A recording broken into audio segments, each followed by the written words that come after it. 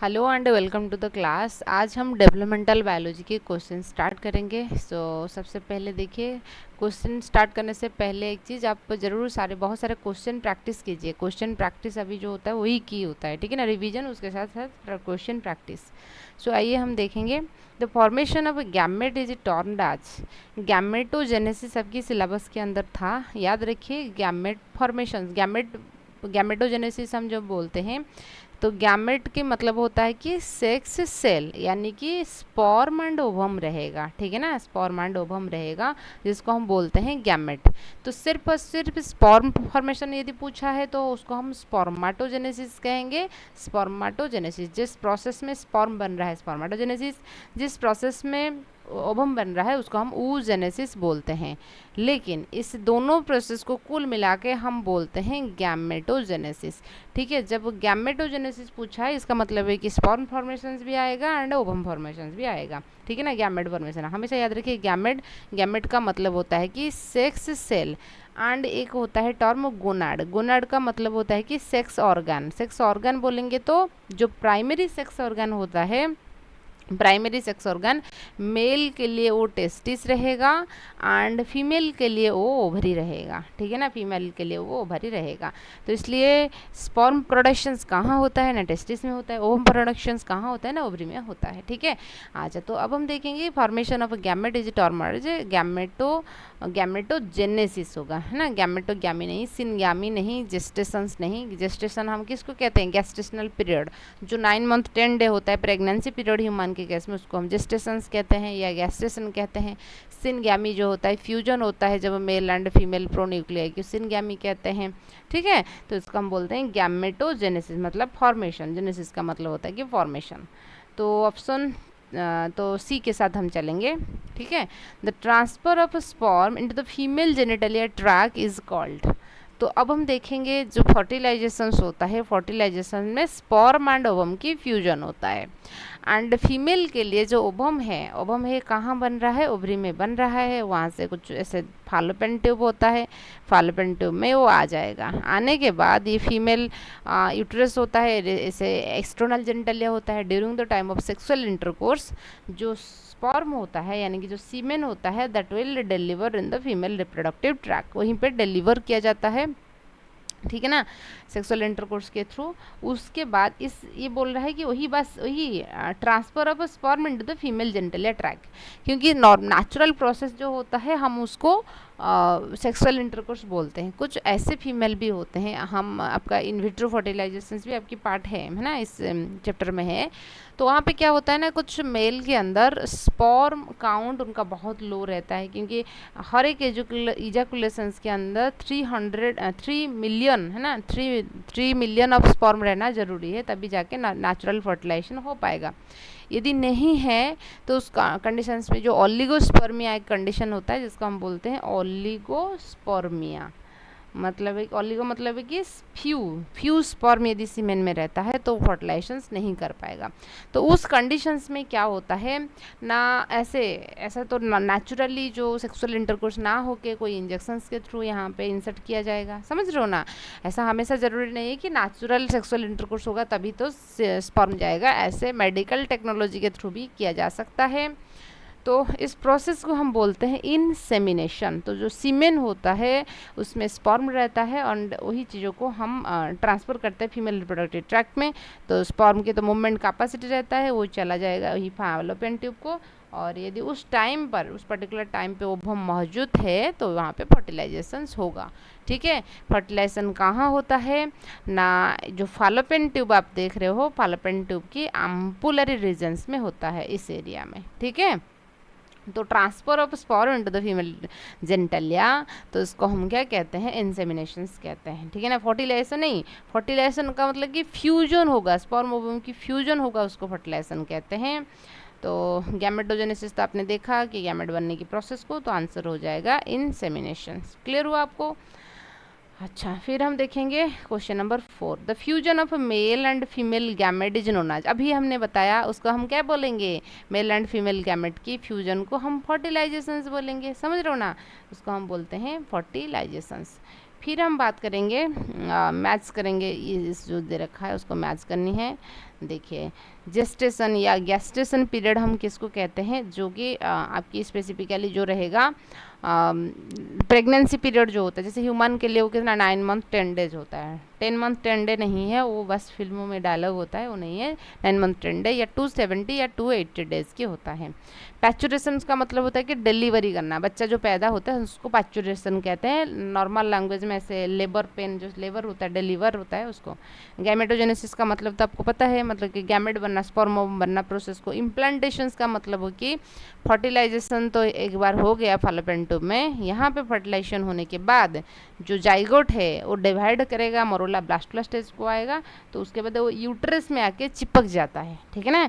तो क्योंकि ग्रोथ जो है यूट्रस में होगा, यूट्रस एक ऐसा ऑर्गन होता है जिसके पास कैपेसिटी स्ट्रेचेबल है, उनके साइज में इंक्रीज हो सकता है, इसलिए जो बच्चा जो है अच्छे से ग्रो कर पाएगा, तो उस प्रोसेस को हम इम्प्लांटेशंस बोलते हैं, ठीक है। सो हम देखेंगे fusion of male and female gamete, तो इसको हम क्या कहेंगे, इसको फर्टिलाइजेशन कहेंगे। ऑप्शन ए वाले तो चीज़ें नहीं है ना, इसको हम फर्टिलाइजेशंस कहेंगे, फर्टिलाइजेशन, ठीक है। अच्छा, फॉर्मेशन ऑफ गैमेट, इसको हम गैमेटोजेनेसिस कहते हैं, वही तो गैमेटोजेनेसिस है, तो इसका मतलब कि ऑप्शन 3 जो है बी के साथ चलेगा, ठीक है। अच्छा, तो फिर दे रखा है कि अटैचमेंट ऑफ द यूट्राइन वाल, वही होता है आपका क्या, इम्प्लांटेशन। इम्प्लांटेशन का मतलब होता है कि अटैचमेंट होना, यूट्राइन वाल के साथ चिपक जाना, उसको हम इम्प्लांटेशन कहते हैं। डिलीवरी को हम पाचुरेशंस कहते हैं, ठीक है, डिलीवरी को हम पाचुरेशंस कहते हैं। एम्ब्रियोनिक डेवलपमेंट, जो गैस्टेशनल पीरियड रहेगा वो एम्ब्रियोनिक डेवलपमेंट उसको कहते हैं। तो इसका मतलब कि 1 की ई ऑप्शन नंबर सी में है, ऑप्शन नंबर बी में है। अच्छा, 1 की ई, देन 2 की डी, 1 की ई, 2 की डी, 1 की ई, 2 की डी। अच्छा, वो 2 मिनट सिमिलर हो गया। फिर उसके बाद देखेंगे गैमेट्स 3 की रहेगा बी, 3 की बी इस ऑप्शन में है, यहाँ पे नहीं है, तो यहाँ पे हम आ जाएंगे, है ना, ऑप्शन सी के साथ। तो 4 की, फिर 4 की सी हो जाएगा। तो ऑप्शन नंबर जो है सी है, वही आंसर रहेगा। क्लियर हुआ आपको, ये डेफिनेशन आपको ज़रूर याद रखनी है, मान लीजिए क्वेश्चन आ सकता है, ठीक है। अच्छा, तो अब हम देखेंगे the correct chronological order of the following event, तो कौन कैसे किस तरीके से चीज़ें होता है उसके बारे में हम देखेंगे, क्रोनोलॉजिकल ऑर्डर के हिसाब से हम बताएंगे, ठीक है। पहले क्या हो रहा है, उसके बाद क्या हो रहा है, उसके बाद क्या हो रहा है उसे देखिए। गैमेटोजेनेसिस, यस, पहले तो स्पर्मोवम बनेगा, हाँ ये तो सही है, गैमेटोजेनेसिस के बाद फर्टिलाइजेशन हो जाएगा क्या, पहले स्पर्मोवम बनेगा, स्पर्म बनने के बाद स्पर्म जो है उसको हम इंसेमिनेट करना चाहिए, फीमेल रिप्रोडक्टिव ट्रैक्ट के अंदर छोड़ना चाहिए, ठीक है ना, तभी तो वो जाके फर्टिलाइजेशन करेगा ना।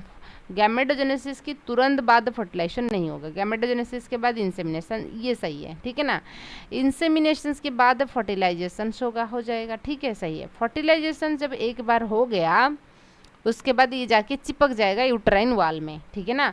आप थोड़ा विजुअलाइज करने की कोशिश कीजिए। देखिए, तो मैं आपको ऐसे फीमेल रिप्रोडक्टिव ट्रैक के बारे में बताती हूँ। ये मान लीजिए ओवरी है, ठीक है ना, ये रेड कलर में जो 2 है वो ओवरी है, एंड इस तरीके से फॉलोपियन ट्यूब है, 2 फॉलोपियन ट्यूब रहेगा, ठीक है, 2 फॉलोपियन ट्यूब रहेगा, एंड इस तरीके से, एंड यहाँ पे ये यूट्रस है कुछ ऐसा, ठीक है, ये यूट्रस कहलाता है, यूट्रस, ठीक है।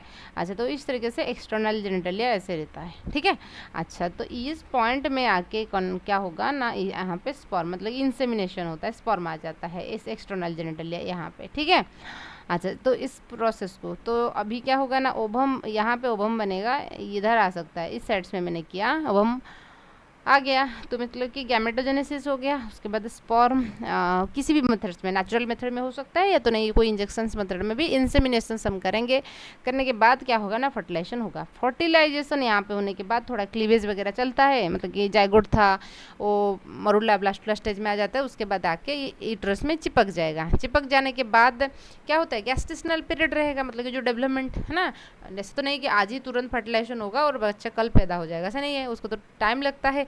तो उसके बाद जो चीज़ें रहता है, फर्टिलाइजेशन, उसके बाद इम्प्लांटेशन, फर्टिलाइजेशन के बाद इम्प्लांटेशन सही है, उसके बाद डिलीवरी हो जाएगा क्या, आज ही नहीं, उसके बाद गैस्टेशनल पीरियड होता है, मतलब कि जो प्रेगनेंसी की पीरियड रहता है उसके बाद डिलीवरी होता है। तो ऑप्शन नंबर सी के साथ हम चलेंगे, यहाँ पे यहाँ तक तो सही था लेकिन ये गलत हो गया, इस वजह से, ठीक है। अच्छा, फिर हम देखेंगे क्वेश्चन नंबर 7।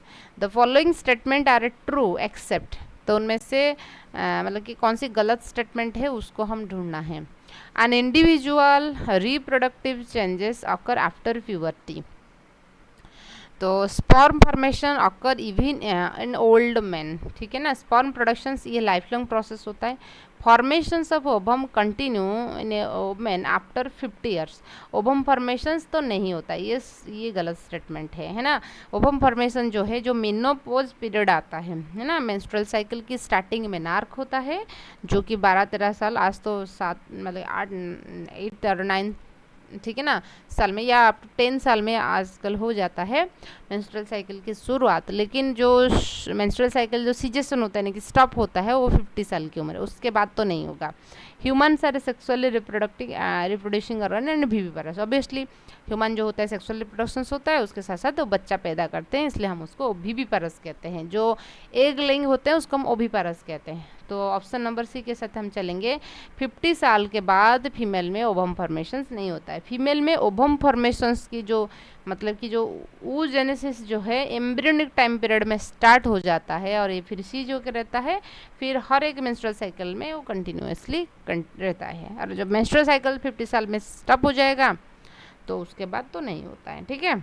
अच्छा, तो ये उसके बाद दे रखा है कि टेस्टिस कहाँ प्रेजेंट होता है। टेस्टिस एक्स्ट्रा एब्डोमिनली प्रेजेंट होता है, एब्डोमेन की बाहर, एब्डोमेन मतलब कि बेली वाला हिस्सा, वहाँ ना हो के स्क्रोटल सैक के अंदर प्रेजेंट होता है। The testis situated outside of the abdominal या एक्स्ट्रा एब्डोमिनल आप बोल सकते हो। अच्छा, क्वेश्चन में इनसाइड आउटसाइड दे, तो आउटसाइड हम लिखेंगे, आउटसाइड यहाँ पे है, यहाँ पे है। With in the pouch called scrotum, उसको हम स्क्रोटम कहते हैं। तो ऑप्शन नंबर बी के साथ हम चलेंगे। इस पाउच के नाम होता है स्क्रोटम। इस तरीके से पाउच रहता है, जो कि ऐसे थोड़ा डार्क कलर के रहता है, ब्लैकिश कलर के, डार्क कलर के रहता है। एंड वहाँ पे स्पेसिफिकली इसके अंदर क्या रहेगा ना, टेस्टिस आपको देखने को मिलेगा। टेस्टिस यहाँ पे कुछ ऐसे गोबेन्नाकुलम सेल्स होता है, जो स्क्रोटम को टेस्टिस के साथ बाइंड करने में हेल्प करता है। वहाँ पे कुछ मसल्स होता है, तो जो कि मेंटेन करेगा टेम्परेचर। टेस्टिस क्यों आउटसाइड ऑफ द एब्डोमेन होता है, क्योंकि स्पर्मेटोजेनेसिस के लिए 2 to 2.5 डिग्री लेस टेम्परेचर चाहिए than that of our body temperature. हमारे बॉडी टेम्परेचर जितना होता है, कितना 37 डिग्री सेल्सियस होता है, तो वहाँ से 2 से 2.5 डिग्री लेस टेम्परेचर चाहिए स्पर्मेटोजेनेसिस के लिए। तो बॉडी में तो इंटरनल टेम्परेचर जो रहता है वो तो कांस्टेंट है, वो तो चेंज नहीं होगा, तो इसलिए एक्स्ट्रा एब्डोमिनली उसको प्रेजेंट होता है। एंड ये जो स्क्रोटम होता है, ये ऐसा तो नहीं कि एनवायरनमेंट में हमेशा टेम्परेचर 34 या 35 रहता है, ऐसा भी नहीं रहता है। वो क्या करेगा, बॉडी मतलब कि इस टेम्परेचर को मेंटेन करके रखता है, ठीक है ना। Scrotum help in maintain the temperature dash lower than the internal body temperature, कितना 2 से 2.5 है ना, 2 to 2.5 degree less temperature than that of her body temperature. ये कॉन्सेप्ट को अच्छे से समझिए कि हमारे बॉडी टेम्परेचर 37 डिग्री होता है, स्पर्मेटोजेनेसिस के लिए कितना टेम्परेचर चाहिए, मतलब 35 से 34.5, समझ रहे हो ना, इतना टेम्परेचर में 34.5 से 35 डिग्री सेंटीग्रेड की टेम्परेचर चाहिए स्पर्मेटोजेनेसिस। ये 2 से 2.5 degree lower than the internal body temperature maintain करेगा, इसलिए टेस्टिस जो है आउटसाइड ऑफ द एब्डोमेन है। And adult testis is oval से yes, its width is about, तो अडल्ट टेस्टिस जो होता है उनकी विड्थ लगभग 2 to 3 सेंटीमीटर होता है, एंड उनकी जो लेंथ होता है 4 to 5 सेंटीमीटर, ठीक है। अच्छा, तो यहाँ पे इस पिक्चर में आप जैसे देख सकते हो, जो है एम पूछा है, एम यहाँ पे ये जो ये होता है, जो कि आपकी क्या रहेगा स्पेसिफिकली ये बल्बो यूरेथ्रल ग्लैंड होता है ना, डिफरेंट टाइप की ग्लैंड्स बल्बो यूरेथ्रल। ये मेल रिप्रोडक्टिव ऑर्गन की जब स्ट्रक्चर देखेंगे तो ये इस तरीके से है ना, यहाँ पे बल्बो यूरेथ्रल, क्योंकि इस तरीके से 2 क्या रहेगा ना, टेस्टिस रहेगा यहाँ पे, जैसे एपिडिडाइमिस भास्ट डिफरेंसेस के, या फिर वो ठीक है ना सेमिनल वेसिकल्स में होगा, फिर उसके बाद ये कनेक्टेड हो जाएगा, उसके ऊपर यूरिनरी ब्लैडर होता है, यहाँ पे यूरेथ्रा से निकलता है, यहीं पे वो हो जाएगा। यहाँ पे होता है प्रोस्टेट ग्लैंड, फिर होता है काउपर्स ग्लैंड्स या बल्बो यूरेथ्रल ग्लैंड्स होता है।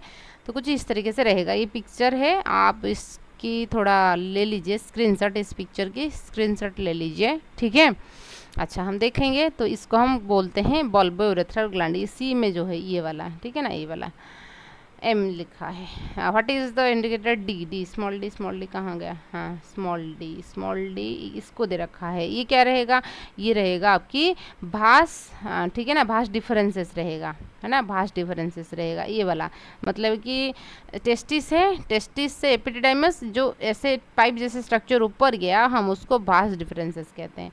ओ कहाँ है, यहाँ पे है, अच्छा ओ है, तो ओ रहेगा क्या, ओ स्पेसिफिकली आपका क्या रहेगा, स्क्रोटम रहेगा, क्योंकि टेस्टिस उसका अंदर है, स्क्रोटम है, ओ जो है स्क्रोटम है। तो फिर हम देखेंगे हो गया, हाँ what is the indicator, H H H कहाँ गया, एच यहाँ पे है, ठीक है ना, एच यहीं पे है, कहाँ गया, हाँ तो एच यहीं पे है, तो ये क्या रहेगा, एच जो होता है, हाँ ये टिप ऑफ द पेनिस होता है जिसको हम ग्लांस पेनिस कहते हैं, है ना। ये पूरा का पूरा स्ट्रक्चर है। What is indicated by B, small B यहाँ पे है, स्मॉल बी, ठीक है ना, यहाँ पे है, हाँ तो small B, what is indicated by small B, ये होता है क्या, ये सेमिनल वेसिकल्स होता है। तो आप ऐसे स्ट्रक्चर में देख लीजिए, तो ये भास डिफरेंसेस होगा, यहाँ पे सेमिनल वेसिकल्स होता है जहाँ पे सीमेन बनता है, ये टेस्टिस से तो सिर्फ और सिर्फ स्पर्म आएगा, आने के बाद सीमेन यानी कि एक व्हाइटिस फ्लूइड होता है जिसमें कैल्शियम रहेगा, जिसमें ठीक है ना फ्रुक्टोज रहता है, उनके एक मिक्स फ्लूइड रहता है जिसके साथ स्पर्म मिक्स होगा तो हम उसको सीमेन कहते हैं। तो ये न्यूट्रिएंट प्रोवाइड करता है बेसिकली, ठीक है ना, तो सेमिनल वेसिकल्स में वो रहता है, ठीक है। अच्छा, एन एडल्ट टेस्टिस बियर, तो एक एडल्ट टेस्टिस के अंदर 250 कंपार्टमेंट होता है। तो जैसे मैंने बात की थी आपको वो चीज़ समझाने के टाइम पे, जैसे एक संतरा होता है ना, मतलब ऑरेंज होता है, ऑरेंज में आपको ऐसे लोब्यूल्स दिखने को मिलेगा, समझ रहे हो ना। एक ऑरेंज को आप सोचिए जैसे इस तरीके से एक एक पीस होता है ना, हम उसको निकाल देते हैं, ठीक है। तो टेस्टिस के अंदर ऐसे 250 कंपार्टमेंट होता है, हम उसको लोब्यूल्स बोलते हैं, है ना। हर एक जैसे ऑरेंज में हर एक पीसेस होता है, हम ऐसे निकाल देते हैं। तो आप ऐसे सोचिए उसमें 250 कंपार्टमेंट होता है, हर एक कंपार्टमेंट के अंदर वो 1 से लेकर 3 सेमिनिफेरस ट्यूबल्स होता है। ये चीज़ भी ध्यान दीजिए, मतलब है कि 1 हो सकता है या तो मैक्सिमम 3 हो सकता है, ठीक है। 1 से लेकर 3 सेमिनिफेरस ट्यूबल्स होता है। एंड 1 कितना रहेगा, 250 कंपार्टमेंट, ये याद रखिए। तो 2 टोटल, मतलब कि ईच टेस्टिस यहाँ पे 250 है, दूसरे टेस्टिस में 250, टोटल कंपार्टमेंट हो गया 500। 500 को 3 से करेंगे तो कितना सेमिनिफेरस ट्यूबल्स हो जाएगा, मतलब 1 से लेकर 3 सेमिनिफेरस ट्यूबल्स एक कंपार्टमेंट में होता है। Each testicular lobules contains dash seminiferous tubules, ठीक है ना। तो यहाँ पे हम करेंगे 1 to 3, 1 से लेकर 3, ओनली 3 नहीं, ओनली 1 नहीं, 1 to 3, समझ रहे हो ना, 1 to 3 आप देख सकते हैं जैसे स्पेलिंग हो, बच्चों के लिए 1 to 3 नहीं, 1 हो सकता है, नहीं तो 2 हो सकता है, नहीं तो 3 हो सकता है, ठीक है ना, समझ में है ना। 1 to 3, TO2 यहाँ पे लिखा है, TWO2 नहीं, ठीक है, ये वाला ऑप्शन सी को फोकस कीजिए। उसके बाद हम गैमेटोजेनेसिस देखेंगे, जो गैमेटोजेनेसिस में आपका है ना था, और यहाँ से क्वेश्चन आता है, अच्छे से आता है, देखिए। Male sperm cells are known as, male germ cells are known as, male germ cells को हम क्या कहेंगे, देखिए जो स्पर्माटोगोनिया कहते हैं हमको, ठीक है ना। मेल में ये जो सेमिनिफेरस ट्यूबल्स आप देख रहे हो, इस सेमिनिफेरस ट्यूबल्स के अंदर कुछ जॉर्म सेल्स होता है, उसको हम बोलते हैं स्पर्माटोगोनिया सेल, ठीक है ना, मेल जॉर्म सेल। ऐसे oogonia सेल्स कहेंगे फीमेल के लिए। Seminiferous tubules contains dash cells for providing nutritions in the sperm.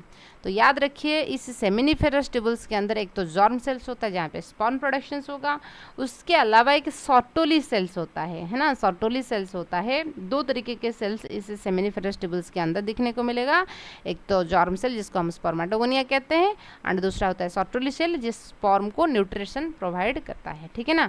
And in between 2 seminiferous tubules, मान लीजिए ये एक सेमिनिफेरस ट्यूबल से दूसरा सेमिनिफेरस ट्यूबल से, उसके बीच में जो स्पेस होता है उसको हम ठीक है ना लेडिक सेल या इंट्रासेलुलर सेल, ठीक है ना, कहते हैं लेडिक सेल, जो कि टेस्टोस्टेरोन सीक्रेट करने में हेल्प करेगा। ठीक है ना, ये तीनों तरीके के सेल आप अच्छे से याद रखिए, यहाँ से क्वेश्चन बनता है। ठीक है, तो सेल हुई सीक्रेट एंड्रोजन, तो हम उसको क्या कहेंगे, इंटरस्टिशियल सेल्स कहेंगे, या और दूसरा नाम होता है लेडिक सेल। ये चीज़ ध्यान दीजिए, लेडिक सेल होता है जो कि जिसके पास रिसेप्टर होता है, जब ब्रेन से FSH एंड LH निकलेगा वो उसको रिसीव करेगा ल्यूटिनाइजिंग हार्मोन को, एंड यहाँ पे टेस्टोस्टेरोन बनाना स्टार्ट कर लेगा। तो यहाँ पे मैं और एक अच्छा सा डायग्राम बना के आपको दिखा देती हूँ। जैसे मान लीजिए ये टेस्टिस है ना, एक टेस्टिस के अंदर कितना रहेगा लोबिल्स, 250 लोबिल्स रहेगा। जैसे ऑरेंज के अंदर एक एक रहता है ना, हालांकि 10 रहता है ऐसे छोटे छोटे पीसेस, ऑरेंज हम जब उसका कवर पिलअप कर लेते हैं उसके बाद, एंड एक ऐसे 2 मैंने बनाया, इस तरीके से 250 रहेगा। हर एक लोबिल्स के अंदर 1 से लेकर 3, मान लीजिए एक सेमिनिफरस ट्यूबुल से 2 है, हमने यहाँ पे बनाया, यहाँ पे मैं 3 बना लेती हूँ, 1 2 3। क्लियर हुआ? ये क्या होते हैं, ये सेमिनिफेरस ट्यूबुल्स होते हैं, सेमिनिफेरस ट्यूबुल्स। ठीक है, अच्छा, हर एक सेमिनिफेरस ट्यूबुल्स के अंदर क्या होता है ना, यहाँ पे जॉर्म सेल्स रहेगा जिसको हम स्पर्मेटोगोनिया सेल्स कहते हैं, और उसके अलावा रहता है आपका Sertoli sales.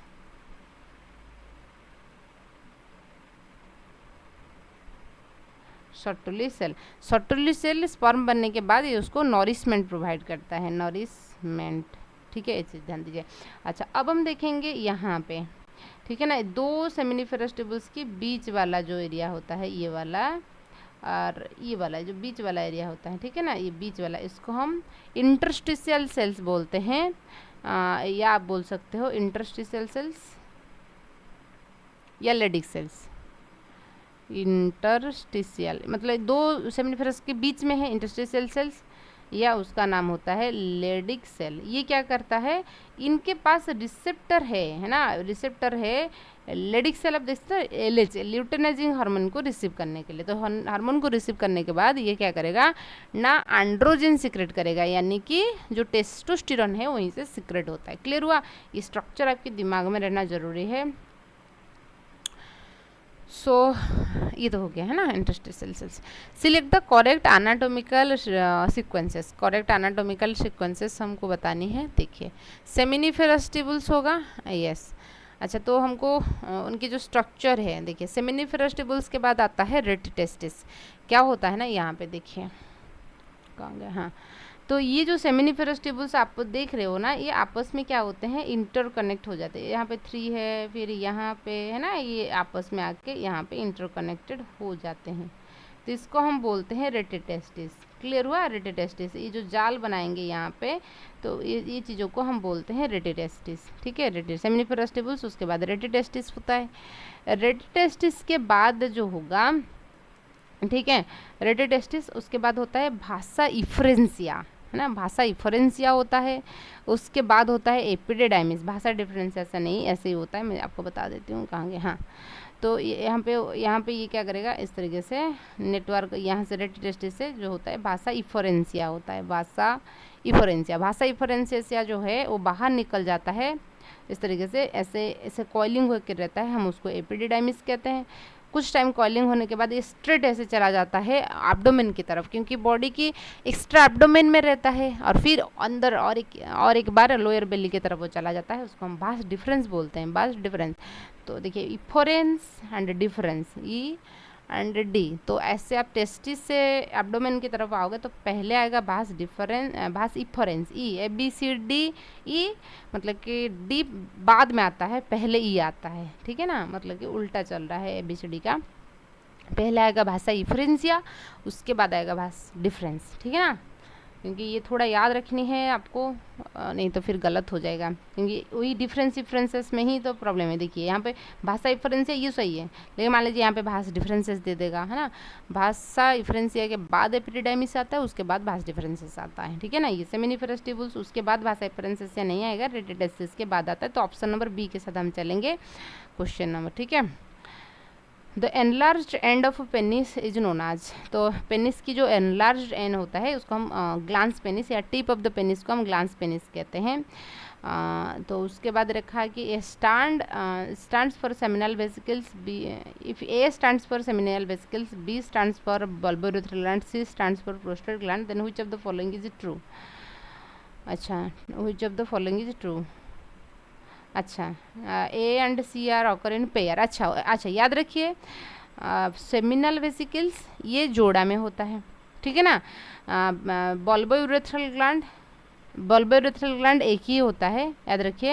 And C stand for prostate gland, ये भी जोड़ा में होता है। पेयरिंग क्या कौन सी वाला पेयर है, कौन सी वाला ऑन पेयर है, याद रखिए। बल्बोयूरेथ्रल ग्लैंड जो है एक ही होता है, लेकिन सेमिनल वेसिकल्स दो होता है, दो साइड्स में। आप देख सकते हो यहाँ पे सेमिनल वेसिकल, यहाँ पे सेमिनल वेसिकल्स होता है, ठीक है ना।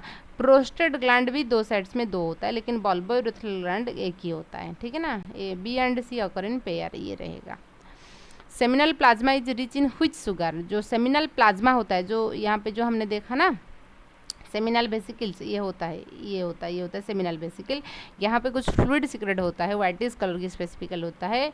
तो सेमिनल प्लाज्मा जो होता है फ्रुक्टोज में रिच होता है, याद रखिए। फ्रुक्टोज कौन सी शुगर है ना, फ्रुक्टोज होता है, याद रखिए। ये पिक्चर की है, ठीक है ना। अच्छा, तो ये हो गया। The secretion of which gland help in lubrication of the penis, penis की लुब्रिकेशंस में कौन सी ग्लैंड हेल्प करता है, याद रखिए। बल्बोयूरेथ्रल ग्लैंड की जो सिक्रेशंस होता है, लुब्रिकेशंस मतलब कि थोड़ा जो गीलापन होता है, मतलब ड्राई करने नहीं देगा, उसको हम लुब्रिकेशंस कहते हैं। During the time of sexual intercourse it will help, ठीक है ना। अच्छा, तो which is the primary female sex organ, सब हम सबसे याद रखिए। मेल के लिए प्राइमरी सेक्स ऑर्गन टेस्टिस होता है, फीमेल के लिए ओवरी होता है, ठीक है ना। ओवरी रहेगा, ठीक है ना। एक्सटर्नल जेनिटलिया जो है वो प्राइमरी सेक्स ऑर्गन नहीं है, और सेकेंडरी सेक्स ऑर्गन होता है, ठीक है। The ovary are located, ovary कहाँ प्रेजेंट होता है, the ovaries are located one on each side of the upper abdomen, नहीं, ये लोअर एब्डोमेन में होता है। One in each side of the lower abdomen, दो साइड्स में रहेगा। टू इस साइड में तो दो नहीं रहता है, एक साइड में एक साइड में। One and each side of the lower abdomen होता है, अपर नहीं। Which of the following statement about ovary is not true, ovary के लिए कौन सी सही स्टेटमेंट नहीं है। Ovaries are responsible for the production of several steroid hormone, yes. यहाँ पे ईस्ट्रोजन एंड प्रोजेस्टेरॉन सीक्रेट होता है, सही बात है। Each ovary is about 4 to 6 centimetre in length, उनकी हम थोड़ा उसको होल्ड पे रखेंगे क्योंकि मुझे याद नहीं है एक्जैक्टली उनका लेंथ कितना है। Ovary is connected to the pelvic wall, ovary जो होता है कनेक्टेड रहता है पेल्विक वॉल के साथ, यस। उनमें मेजोवेरियम होता है, वो कनेक्टेड रखता है। Ovary produces female gamete ovum, हाँ ये तो भी सही है, ठीक है ना, ये भी सही है। तो इसके साथ हम चलेंगे। देखिए अभी मुझे याद नहीं था कि उनका एक्चुअल सेंटीमीटर कितना है, तो आप ऐसे ऑप्शन एलिमिनेट करके भी चल सकते हो। ऑप्शन सी जो है उनका आंसर रहेगा। Ovarian stroma is enclosed bye, ovarian stroma जो है कैसे इनक्लोज्ड हुआ है। ओवरी जब आप देखोगे, ठीक है ना, ओवरी एक इस तरह के स्पेरिकल स्ट्रक्चर होता है। जब कोई भी स्पेरिकल स्ट्रक्चर को बायोलॉजी में आप डिवाइड करोगे तो आउटर को हम कॉर्टेक्स कहते हैं एंड अंदर वाला को हम मेडुला कहते हैं, ठीक है ना। कई एरिया में आपको देखने को मिलेगा, किडनी में आपको देखने को मिलेगा, बहुत सारे एरिया में आपको ये चीज़ देखने को मिलेगा। It's ovary of the following statement, sorry ovarian stroma जो है कैसे बनी हुई है ना, यहाँ पे ब्लड वेसल्स वगैरह उसको सप्लाइड रहता है, वो एपिथेलियल सेल से बनी हुई है, ठीक है ना, इनक्लोज्ड बाय एपिथेलियम होगा। Ovarian stroma is divided into zone, तो उसको हम कॉर्टेक्स एंड मेडुला कहेंगे, ठीक है ना। कॉर्टेक्स एंड मेडुला, बात पेरिफेरल जो आउटर जो रहेगा उसको कॉर्टेक्स होता है, अंदर जो रहता है medulla. Peripheral cortex and inner medulla, peripheral medulla नहीं होता है, ठीक है ना। तो उनमें एपिथेलियल सेल्स होता है, लेकिन हम जब डिवाइड करेंगे कोई भी है ना, कोई भी एक स्पेरिकल चीज़ों को हमारे बॉडी के अंदर, जैसे किडनी में कॉर्टेक्स मेडुला होता है, ब्रेन में कॉर्टेक्स मेडुला होता है, बहुत सारे एरिया में आपको कॉर्टेक्स मेडुला देखने को मिलेगा। Which of the following is not an accessory male duct in context of the male reproductive system, उनमें से कौन सी एक्सेसरी डक्ट नहीं है। डक्ट का मतलब है कि पाइप जैसे स्ट्रक्चर जिसमें स्पर्म जो है ट्रांसपोर्ट हो रहा है। टेस्टिस जो है डक्ट नहीं है, ये प्राइमरी सेक्स ऑर्गन होता है। बाकी जितने भी आप देख रहे हो ये सब डक्ट होते हैं, तो ऑप्शन नंबर बी जो है आंसर होगा। स्पेसिस एक टेस्टिस एक ऑर्गन होता है, वो एक पाइप जैसे स्ट्रक्चर नहीं है। उसके अंदर बहुत सारे डक्ट है, जैसे रेडी टेस्टिस हमने देखा है ना। Which of the following is not a male sex accessory gland, तो उनमें से मेल सेक्स एक्सेसरी ग्लैंड कौन सी नहीं है, ठीक है ना। Not a male sex accessory, gland पूछा है। सेमिनल वेसिकल्स, ग्लैंड का मतलब है कि जहाँ से कुछ ना कुछ सिक्रेशन हो रहा है। सेमिनल वेसिकल से सीमेन बन रहा है, ठीक है ना। एपिडिडाइमिस, यहाँ से तो कुछ नहीं बन रहा है, यहाँ पे स्पर्म के ट्रांसपोर्ट हो रहा है। दिस इज ए एक्सेसरी क्या है, डक्ट है, एक्सेसरी ग्लैंड नहीं है। ग्लैंड का मतलब है कि जहाँ से सिक्रेशन हो रहा है। प्रोस्टेट, प्रोस्टेट तो सिक्रेशन हो रहा है ना, बल्बोयूरेथ्रल लुब्रिकेशंस में हेल्प कर रहा है। तो ऑप्शन नंबर बी के साथ हम चलेंगे, तो यहाँ पे ये है, ठीक है। अच्छा, फिर हम देखेंगे the tubes which conduct ovum अच्छा टू द यूट्रस, तो हम उसको क्या कहेंगे, फैलोपियन ट्यूब, ओविडक्ट, ठीक है ना। एक ही नाम होता है, मतलब ये बोल रहा है ओवरी से जो लेके आ रही हैं तो उसको हम फैलोपियन ट्यूब कह सकते हैं, ओविडक्ट कह सकते हैं। बोथ बी एंड, मतलब ये वाला ऑप्शन से चलेंगे। सर्विकल ओपिकल नहीं है। Which one of the following is not female accessory duct? Female accessory duct क्या नहीं है, ठीक है ना। ओवरी नहीं है, ये accessory duct नहीं है, पाइप नहीं है, ये ऑर्गन है और प्राइमरी सेक्स ऑर्गन होता है, ठीक है ना। ये आंसर रहेगा। ईच ओविडक्ट इज अबाउट, हर एक जो ओविडक्ट होता है कितने लेंथ होता है, याद रखिए 10 to 12 सेंटीमीटर उनका लेंथ होता है ओविडक्ट के लिए, थोड़ा याद रखिए। तो आज के लिए इतना ही है, नेक्स्ट क्लास में हम उनका नेक्स्ट पार्ट देखेंगे। सो तब तक के लिए थैंक यू। जब यदि आपने चैनल पर नया है, मेक श्योर आप उसको सब्सक्राइब कर लीजिए इस तरीके से क्वेश्चंस के लिए। And so thank you.